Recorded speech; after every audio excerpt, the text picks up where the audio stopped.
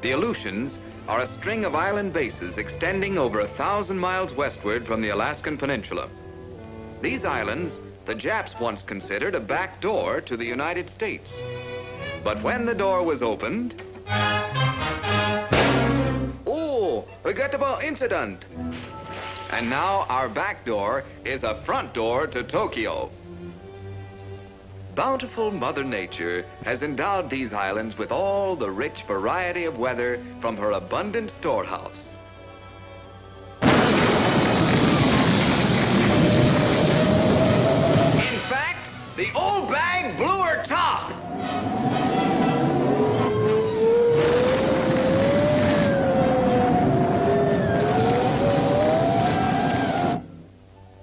My gracious. Such conditions are almost unbelievable.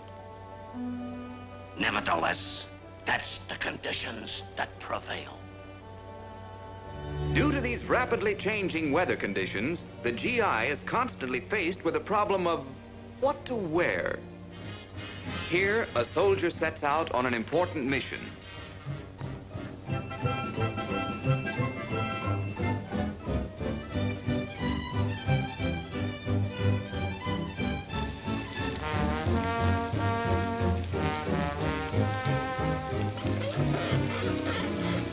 The only vegetation on the island is the tall grass covering the marshy tundra. There are no trees. You're telling me? Another factor that complicates life here is the thick, gummy mud peculiar to this region. I don't mind the mud, but George hates it. Claude don't like it neither. Owing to the volcanic origin of the islands, there are frequent earthquakes, which are far-reaching in their effect. Seven! Geronimo!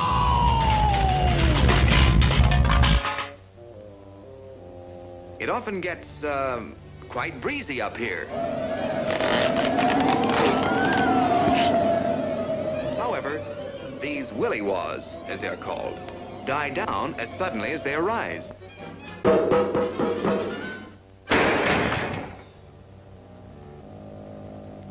But wind or no wind, nothing can stop this man from the accomplishment of his mission. The problem of getting over snowy terrain has been solved by converting vehicles into so-called snow-goes. One of the greatest hazards to flyers in the Arctic is the sudden formation of ice on the plains.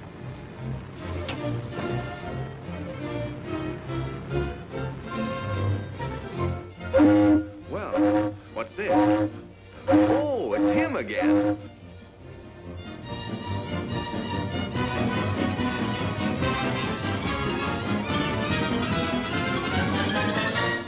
Airstrips present a serious problem. It's almost impossible to keep their surface entirely free of moisture.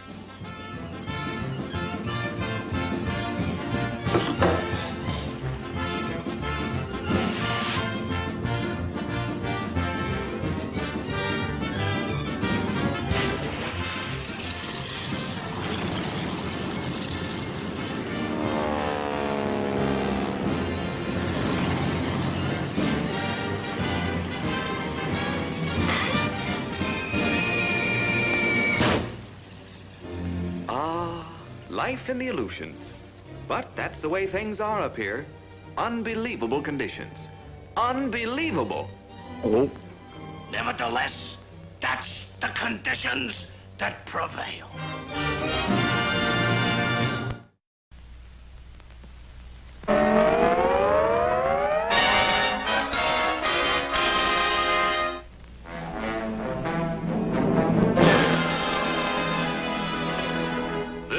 Story of an outcast, now a hunted wanderer over the face of the globe.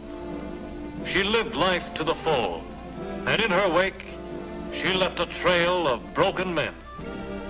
Now a fugitive, battered and beaten, she spends her numbered days in a miserable hideout. You all know her name, Anopheles Annie, the malaria mosquito. Oh.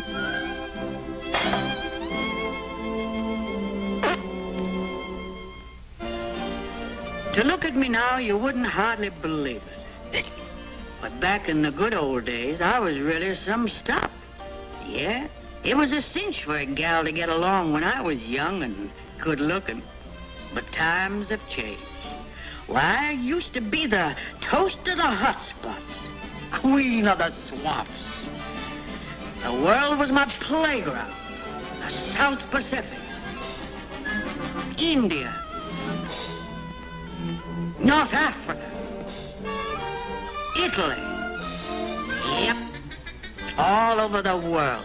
I knocked them on their heels.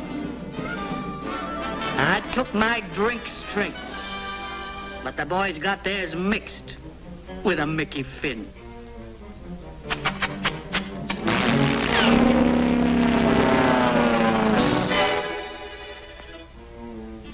My percentages was going up when the big shots turned on the heat. It was the same old vice squad that made it hot for me down in Panama.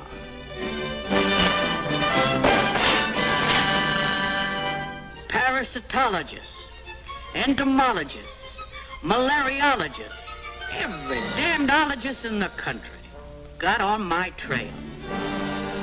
And I do mean trail. They started a cleanup. First, they wised the boys up.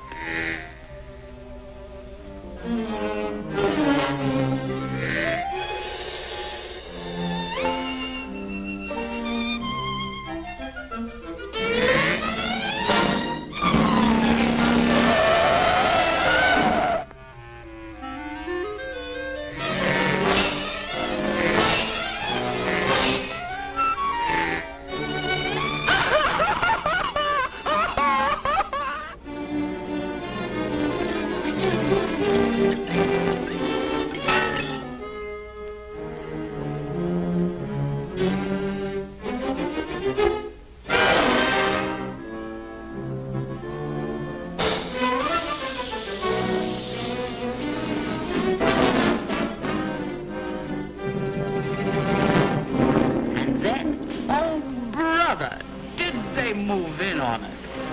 They smashed up our hangouts. They really poured it on with oil.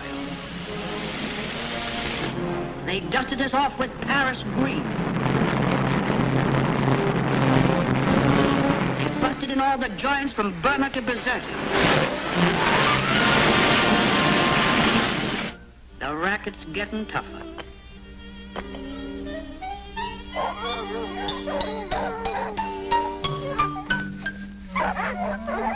The percentages ain't what it used to be, but thanks to snafu, a smart operator can still sneak in for a one-night stand. Pipe the torso. Look at those knees. He don't care where he goes. He's wide open. Repellent? He never touches the stuff. And that goes for the Atterbreen, too. Well,